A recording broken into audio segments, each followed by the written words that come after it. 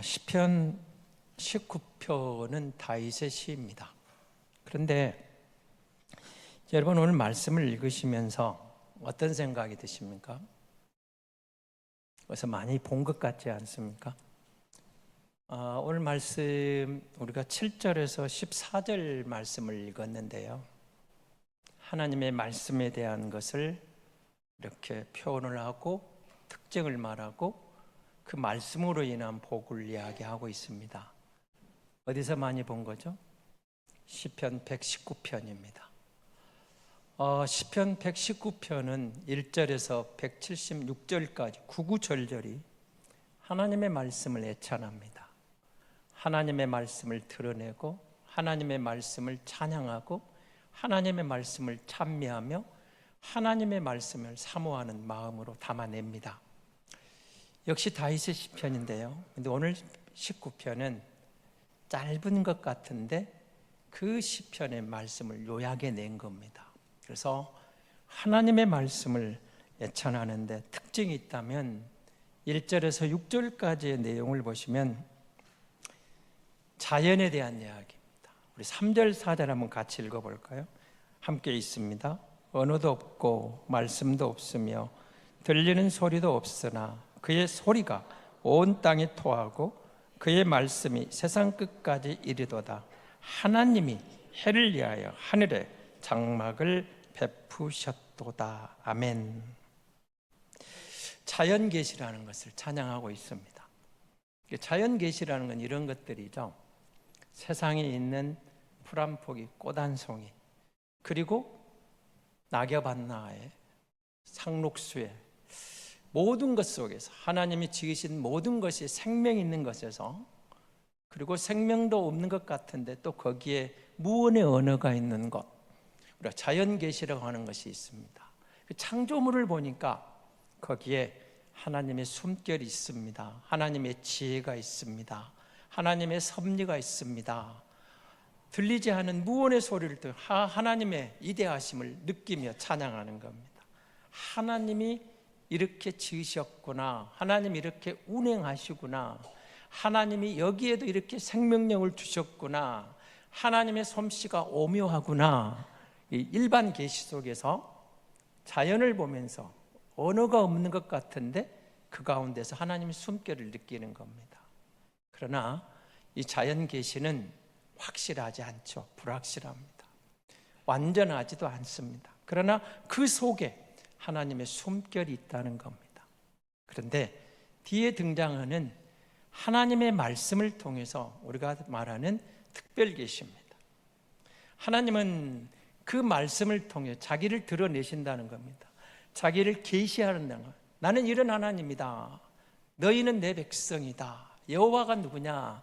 스스로 있는 분, 어떤 피조물이 아니고 누군가로부터 지음받은 게 아니라 스스로 지존하신 그분이 너희를 내 백성 삼으시고 너희에게 이렇게 말씀하신다. 너희에게 하나님을 드러내신다. 하나님을 보여주신다. 하나님을 설명한다. 하나님을 너희에게 이렇게 계시해주고 계신다. 그러니까 하나님의 말씀, 특별 계시를 통해서 우리에게 분명하게 하나님을 깨닫게 하고 하나님을 만나게 하고 하나님을 느끼게 한다는, 이게 자연 계시가 특별 계시라는 거죠. 스스로 있는 분. 그래서 여호와 하나님만이 진짜 하나님입니다. 진짜 신이다. 세상에 수도 없는 많은 신들이 존재하지만 전부 가짜다. 인간이 만드는 것에 불과하다. 나무 조각에 불과하다. 새 조각에 불과하고 만들어 놓은 것, 생명이 없는 거다. 그러나 여호와는 살아계신 하나님이다. 창조주 하나님이다. 이 모든 것을 지으시고 운행하신 분이다. 너희를 지으시고 너희를 이끌어내시고 너희를 택하셔서 내 백성 삼으시고 운행하시는 하나님이다. 이끌어가시는 하나님이다. 자기를 드러내는 것, 하나님의 계시라는 것. 그래서 우리는 말씀을 통해서 하나님을 만나는데요. 자, 오늘 7절에서 9절입니다. 같이 한번 읽어보겠습니다. 7절에서 9절입니다. 여호와의 율법은 완전하여 영혼을 소성시키며 여호와의 증거는 확신하여 우둔한 자를 지혜롭게 하며 여호와의 교훈은 정직하여 마음을 기쁘게 하고 여호와의 계명은 순결하여 눈을 밝게 하신 도다. 여호와의 경외하는 도는 정결하며 영원까지 이르고 여호와의 법은 진실하여 다 의로우니. 하나님의 말씀에 대해서 몇 가지, 하나님의 말씀은 그렇게 6가지로 설명을 합니다. 그러니까 시편, 자, 뭐라고, 첫 번째 뭐라고 그랬죠? 하나님의 말씀은, 자, 여호와의 율법으로, 여호와의 증거로, 여호와의 교훈으로, 여호와의 계명으로, 여호와를 경외하는 도로, 여호와의 법도로. 하나님의 말씀을 다양한 각도에서 이렇게 지칭하고 있는 것이죠. 그러니까 시편 119편을 보면 176절을 통해서 하나님의 말씀을 다양하게 조명하고 지칭하면서 이것이 하나님의 말씀이 주는 유익이고, 말씀을 통해 하나님이 자기를 드러내시고 말씀을 통해 하나님 자기를 계시해지는 것이다 라는 것을 설명하게 되는 것입니다. 하나님은, 여호와는 우리가 스스로 있는 자로 알고 있죠. 스스로 계신 분, 누군가의 어떤 창조물이 아니고 스스로 계셔서 참 하나님이신 그분, 여호와의 말씀이 우리에게 다가오는데 뭐라고 그러죠? 하나님의 말씀은 여호와의 율법으로 우리에게 다가오는데, 율법이란 말은 하나님이 그 말씀을 통해서 자기 백성이 옳고 그른 것을 가르쳐 주시는 하나님, 그 말입니다. 그 다음에 뭐라, 여호와의 말씀은 여호와의 증거로 우리에게 다가오셔서 하나님께서 정확하게 자기를 증언해 준다는 겁니다. 이 땅이 조금 비상계엄인지 희한한 일로 혼란스럽습니다. 그런데 이제 실패하고 나서 뭘 하죠? 누가 이렇게 했느냐, 다 증거에 대해 증인을 요구할 때 앞장섰던 군인들도 다 누군가에게 미루고 있으면 나는 아니다, 나는 명령에 따랐을 뿐이다. 증인이 필요하죠. 증거가 필요하죠. 세상 일에도 누가 뭘 했다면 그게 증거가 있어야 돼요. 그래야 그 증거를 통해서, 증인들의 증언을 통해서 벌을 주기도 하고 상을 주기도 하는 겁니다. 그런데 사람의 증언은 얼마든지 자기 유익에 따라 변절될 수가 있습니다. 감추기도 하고 속이기도 하고 누군가의 책임을 전가시키기도 합니다. 그러나 하나님이 증언합니다. 하나님의 증언은 믿을 만하다는 거죠. 하나님이 자기 자신을 우리에게 드러낼 때, 나는 이런 하나님이다, 나는 이런 사람이다, 나는 이런 신이다, 나는 이런 신으로 너희에게 드러나고 있다. 하나님이 스스로를 증언하는 게 말씀이라는 거예요. 자기를 드러내는 거예요. 자기를 보여주시는 거예요. 자기를 증언하시는 거예요. 그래서 우리 하나님의 말씀을 통해서 하나님이 자기 자신을 어떻게 설명하는가를 보면서, 아, 하나님은 이런 하나님이시구나 깨닫게 된다는 겁니다. 하나님의 말씀이 그 역할을 하고 있다는 것입니다. 하나님의 말씀이 여호와의 교훈으로 우리에게 나타납니다. 여호와의 교훈이란 말은 이런 뜻입니다. 우리 인생에게, 여러분, 뭔가 교훈이 필요할 때 그 말씀이 깨우쳐주면 참된 교훈으로, 가르침으로 우리에게 다가온다는 것이죠. 하나님의 말씀은 여호와의 계명으로 우리에게 다가옵니다. 이렇게 하라, 저렇게 하지 말라. 말씀이 우리에게 분명하게 명령하며 자기 백성에게 하나님이 자기 뜻을 보여주는 겁니다. 하나님의 말씀은 여호와를 경외하는 도를, 하나님을 사랑하도록, 존경하도록, 두려워하도록 하는 겁니다. 여러분, 우리가 말씀을 통해서 하나님을 알면 알 만큼 하나님에 대한 경외심이 나와요. 하나님을 알게 됩니다. 하나님을 사랑하게 됩니다. 여기 경외심은 두렵다라는 표현으로 쓰는데, 무서워 벌벌 떠는 게 아니고 하나님이 너무 영광스러우니까 그 앞에 가는 우리가, 우리의 죄악 때문에, 우리의 연약함 때문에, 우리의 부족함 때문에 그 위대하심 앞에서 경외심이 우리 마음을 우러나오는 것입니다. 모세가 하나님을 뵙고 나올 때 백성들이 볼 수가 없어서 수건으로 얼굴 가리라고 그러잖아요. 너무 광채가 나니까. 하나님을 뵙고 나니까. 우리가 하나님에 대해서, 하나님을 알면 알수록, 깨달으면 깨달을수록 여호와에 대한 경외심이 나오는 거예요. 하나님에 대해 함부로 할 수 없는 두려움이 나오는 겁니다. 무서워 벌벌 떠는 게 아니라 너무 귀하시고, 너무 위대하시고, 너무 완전하시고, 너무 정결하시고, 너무 순결하시고, 완전하신 그분을 알면 알수록 우리 마음으로부터 존경심과 경외심이 나오는 겁니다. 하나님 앞에 함부로 할 수 없는 뭔가가 나오는 거죠. 하나님의 말씀이 여호와의 법도라고 지금 되어 있습니다. 이 말은 원래 히브리 원문은 여호와의 심판이라는 단어로 나오는데요, 무슨 말일까요? 하나님이 은밀한 가운데 보고 계신다, 평가하신다, 갚아주신다, 이런 하나님을 드러내는 겁니다. 그래서 우리가 하나님을 알면서 믿음으로 나아갈 때 사람이 알아주지 않아도, 누군가 나를 힘들게 해도 그 말씀을 의지하여 하나님 앞에 믿음의 길을 걸을 수 있는 힘을 얻는 겁니다. 하나님이 아시기 때문에, 하나님이 아십니다. 하나님이 갚아주실 때가 있다는 겁니다. 그래서 이 말씀을, 하나님의 말씀을 이렇게 6가지로 설명하면서 하나님이 누군가를 우리에게 설명하고 있는 겁니다. 자, 그러면서 이어지는 말씀입니다. 이제는 이 말씀의 특징입니다. 7절부터 9절을 여러분 주목해 보십시오. 하나님을 말씀에 대한 것으로 설명을 하고 나서 하나님은 그 율법의 그 말씀의 특징을 다해서 이렇게 이야기를 합니다. 완전하다, 확실하다, 그리고 정직하다, 순결하다, 정결하다, 진실하다, 의롭다는 말로 하나님의 말씀에 대해서 그 특징을 이야기합니다. 여러분, 여기에 등장하는 완전하다, 확실하다, 정결하다, 정직하다, 진실하다, 순결하다, 의롭다, 하나님의 말씀은 불확실하지 않고 완전합니다. 하나님의 말씀은 불완전하지 않고 완전하고, 하나님의 말씀은 불확실하지 않고 확실합니다. 하나님의 말씀은 거짓말하지 않고 정직합니다. 하나님의 말씀은 불순하지 않고 순결합니다. 하나님의 말씀은 불결하지 않고 순결합니다. 정결합니다. 하나님의 말씀은 거짓되지 않고 정결합니다. 하나님의 말씀은 불의하지 않고 의롭습니다.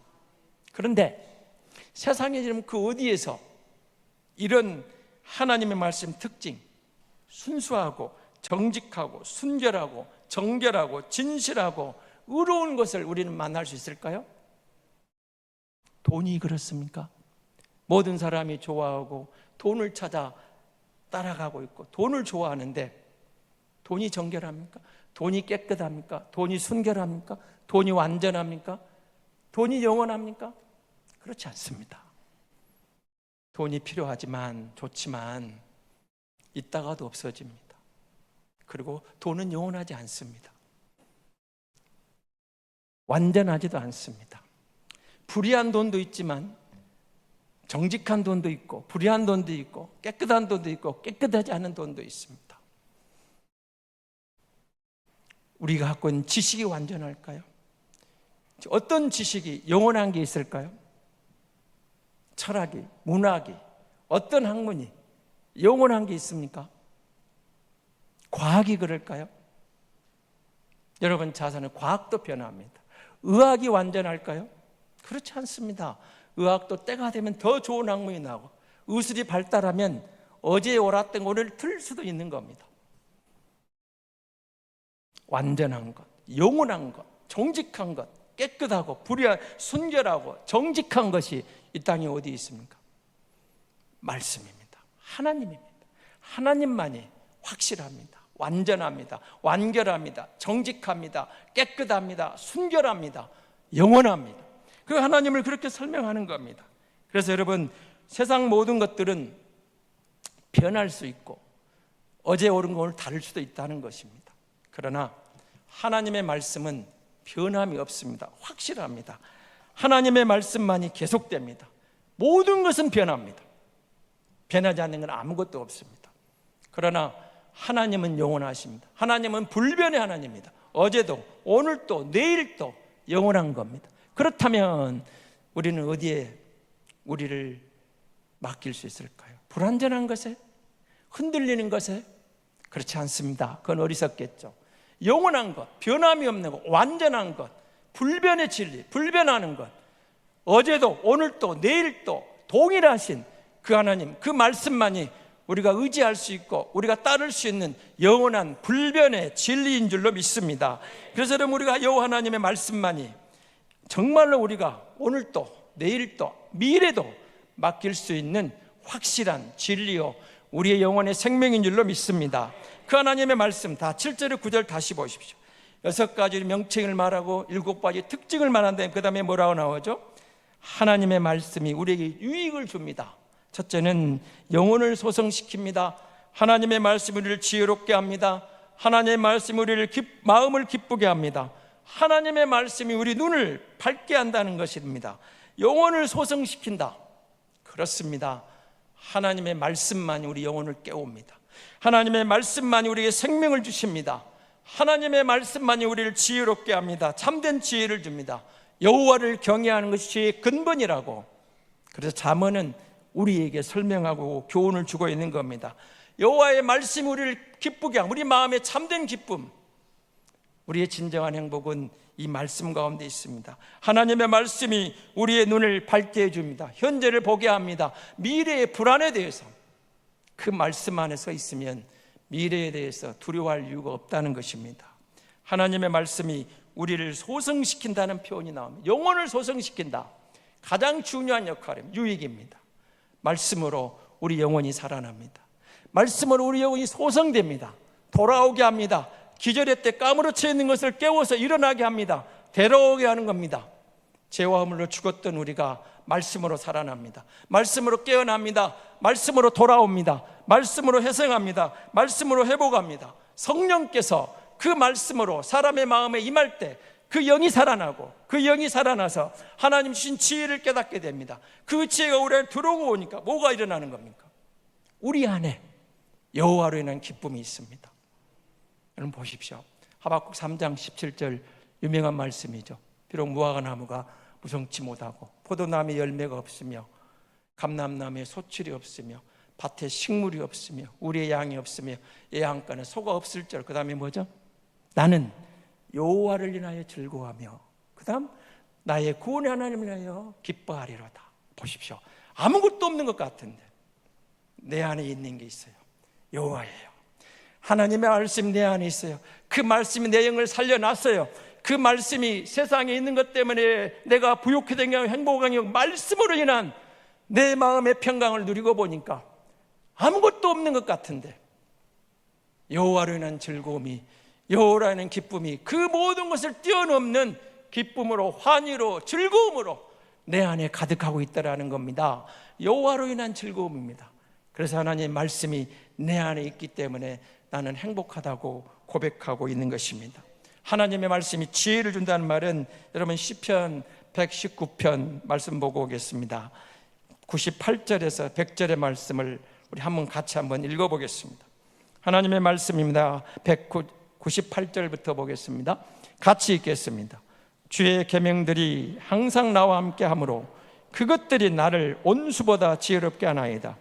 내가 주의 증거들을 늘 읊조림으로 나의 명철함이 나의 모든 스승보다 나으며 주의 법도들을 지킴으로 나의 명철함이 노인보다 나으니이다. 아멘.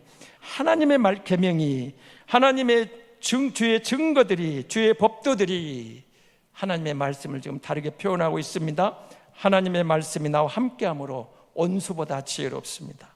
하나님의 증거가 늘 그 말씀을 읊조렸더니 묵상했더니 내 명철함이 모든 스승보다 더 낫게, 더 좋게, 명철하게 되었다, 그 말입니다. 하나님의 법도 주의 말씀을 지켰더니 그 말씀이 노인보다 명철하게, 나의 스승보다 명철하게, 인생을 다 살고 인생을 삶을 경험해본 노인들보다 더 지혜롭게 하나님의 말씀이 그렇게 우리를 이끌어 가더라는 겁니다. 내 영이 말씀 때문에 살아나고 그 말씀이 내게 지혜를 주시는데 원수보다 지혜롭게 합니다. 스승보다 명철하게 합니다. 노인보다 명철하게 합니다. 하나님의 말씀이 이렇게 우리에게 큰 유익을 준다는 겁니다. 그 하나님의 말씀이 미래에 대한 불안감을 떨쳐버리기도 한다는 것이죠. 그러지 않을까 여러분? 최근 뉴스를 보면서도 마음이 아마 불안하실 겁니다. 전쟁의 소식, 생각지도 못한 비상계엄령, 그리고 혼란, 이런저런 것들이 우리에게 많은 생각을 하고 대한민국은 어떻게 되지? 이런 불안할 수도 있습니다.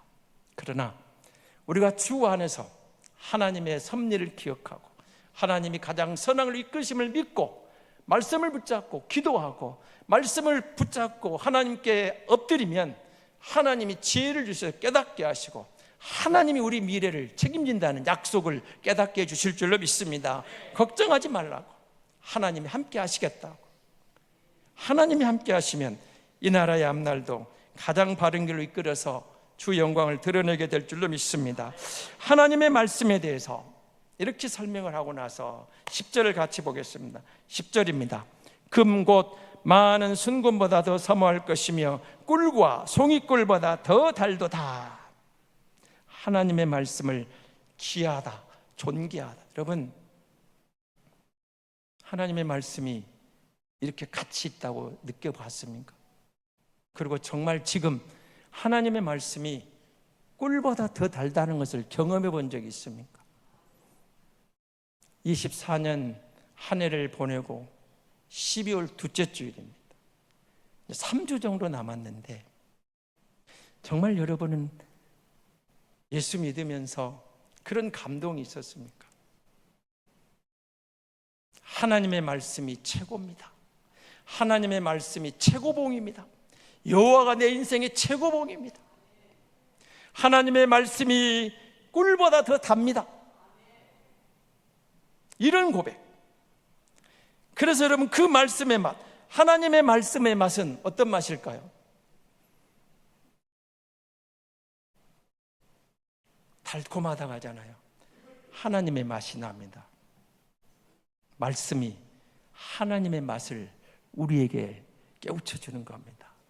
하나님의 인자하심을, 선하심을, 자비로우심을, 하나님의 놀라운 은혜를 말씀을 통해서 하나님을 우리에게 맛보게 해주시는 겁니다. 하나님의 말씀의 맛입니다. 하나님을 느끼게 준다는 것입니다. 11절을 보십시오. 같이 보겠습니다. 또 주의 종이 이것으로 경고를 받고 이것을 지킴으로 상이 크니이다. 하나님의 말씀을 따라 경고해 주실 때, 여러분, 죄에 대한 경고가 하면 떠나는 거죠. 죄에 대한 경고를 주시면 내가 그 가운데 있으면 회개해야 되겠죠. 하나님의 말씀을 따라 가는 길은 죄 짓는 길이 아닙니다. 바른 길을 가면서 그 말씀을 따라갔더니, 바로 순종했더니 주님이 주시는 상이 준비되어 있더라는 겁니다. 하나님의 말씀에 경고를 받아 죄에서 떠나고 하나님의 말씀을 따라 바른 길을 걸어갈 때 하나님이 준비해 놓으신 것이 있더라는 겁니다. 하나님이 함께 하시는 겁니다. 그렇습니다. 하나님은 그 말씀을 통해서 회개하고 말씀을 따르는 주의 백성들에게 이 약속하신 상을 주실 날이 반드시 올 줄로 믿습니다. 하나님의 말씀이 그래서 우리에게 생명이 되고 우리가 사모해야 될 이유가 있는 것입니다. 하나님의 말씀이 그 다음에 어떻게 나와 있습니까? 그렇습니다. 그 뒤에 나와 있는 말씀은 12절에서 여러분 14절 같이 한번 읽어볼까요? 같이 읽겠습니다. 자기 허물을 능히 깨달을 자 누구리요? 나를 숨을 허물에서 벗어나게 하소서. 또 주의 종에게 고의로 죄를 짓지 말게 하사 그 죄가 나를 주장하지 못하게 하소서. 그리하면 내가 정직하여 큰 죄과에서 벗어나겠나이다. 나의 반석이시여 나의 구속자이신 여호와여, 내 입의 말과 마음의 묵상이 주님 앞에 연락되길 원하나이다. 아멘. 하나님의 말씀이 내 영을 살렸습니다. 하나님의 말씀이 내 앞에 지혜를 주시 길을 이끌어갑니다. 하나님이 미래에 대해서 말씀 가운데 우리를 보호하시고 안전하고 약속을 주시는 겁니다. 걱정하지 마라. 하나님은 온갖 좋은 것으로 우리에게 쏟아부을 준비를 하고 계시다는 겁니다. 말씀을 중요시하는 삶, 말씀을 무시하는 삶은 전혀 다른 삶입니다. 하나님의 말씀을 중요시할 때 말씀으로 인한 축복이 임합니다. 말씀을 무시하면 하나님께서 그 사람도 무시하시는 겁니다.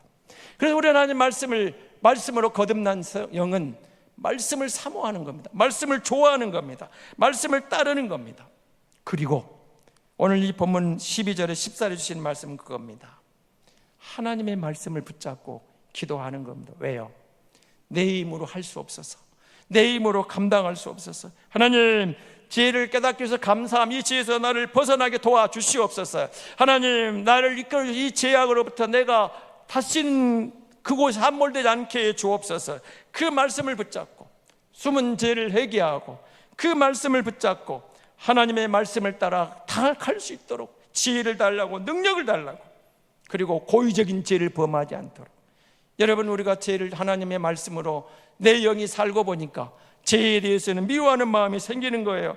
하나님께서 말한 고의적인 죄, 거만한 죄, 오만한 죄, 주제 넘은 죄, 그런 죄를 범하지 않도록 주여 도와주옵소서. 하나님의 말씀을 무시하고 하나님의 사랑을 무시하고 사람이 하나님의 주제를 넘어 죄를 짓는 어리석은 짓 하지 않게 도와달라는 겁니다. 말씀을 붙잡고 교만한 죄를 짓지 않게 해달라고 하나님에게 지혜를 구하는 겁니다. 예수 그리스도를 안에서 하나님을 믿을 때 하나님 주신 지혜를 따라가면 그 길이 생명선이고 그 길이 축복의 선이고 그 길이 은혜의 선인 줄로 믿습니다. 하나님이 우리와 함께 하실 때 여러분 믿고 예수를 믿어도 건성으로 믿으면 안 됩니다. 대충 믿으면 안 됩니다. 예수를 제대로 믿으려고 하나님의 말씀이 주어서 각성하고 하나님의 말씀을 굳게 붙잡고 그 말씀을 따라 제대로 믿고 따라가면 그 말씀이 주시는 모든 약속을 우리는 보게 될 줄로 믿습니다. 하나님의 말씀이 완전합니다. 하나님의 말씀은 확실합니다. 하나님의 말씀이 정직합니다. 순결합니다. 정결합니다. 하나님의 말씀이 진실합니다. 하나님의 말씀이 의롭습니다. 하나님의 말씀은 우리에게 성령을 통해서 우리 영을 살려내십니다. 하나님의 말씀은 우리에게 지혜를 허락하셔서 우리 마음에 세상이 알 수 없는 행복한 마음, 평강을 선물로 주십니다. 내일에 대한 꿈도 하나님이 우리에게 허락해 주시는 줄로 믿습니다. 사랑하는 성도 여러분, 2024년 한 해를 마무리하면서 혹시 이런 생각은 안 됩니까? 난 왜 하나님을 체험하지 못할까? 이런 질문이 생길 수 있습니다. 난 지금 그런 질문에 앞서서 한번 이렇게 질문을 해보십시오. 나는 정말 지금 하나님의 말씀을 어떻게 대하고 있는가? 오늘 다윗이 고백하는 것처럼 하나님을 이렇게 말씀을 소중히 하고 가까이 할 때 말씀이 주시는 은혜로 우리는 말씀 가운데 하나님을 체험하게 되는 것입니다. 하나님의 말씀을 무시한다는 것은 다른 말로 하면 하나님을 무시하는 겁니다. 우리가 하나님을 경멸하면 하나님이 우리를 경멸하십니다. 우리가 하나님을 소중히 여기면 하나님이 우리를 귀하게 여기십니다. 우리가 하나님을 중시하면 하나님이 우리를 중시하시고 우리에게 복을 주신 하나님 다가오시는 것입니다. 우리가 하나님의 말씀을 귀하게 여기면 하나님의 말씀을 사모하고 말씀대로 살면서 또 다른 누군가의 하나님의 말씀을 가르치고 전하면 하나님께서 우리 마음과 가정과 일터에 살아계신 하나님을 확실하게 보여주실 줄로 믿습니다. 그것이 하나님을 체험하는 겁니다. 성도는 말씀을 붙잡고 그 말씀에 인생을 걸고 하나님을 체험할 때 험한 나그네 인생길을 그 말씀으로 그 믿음으로 승리하고 주님 말씀 안에 약속된 것을 나도 경험하게 될 줄로 믿습니다.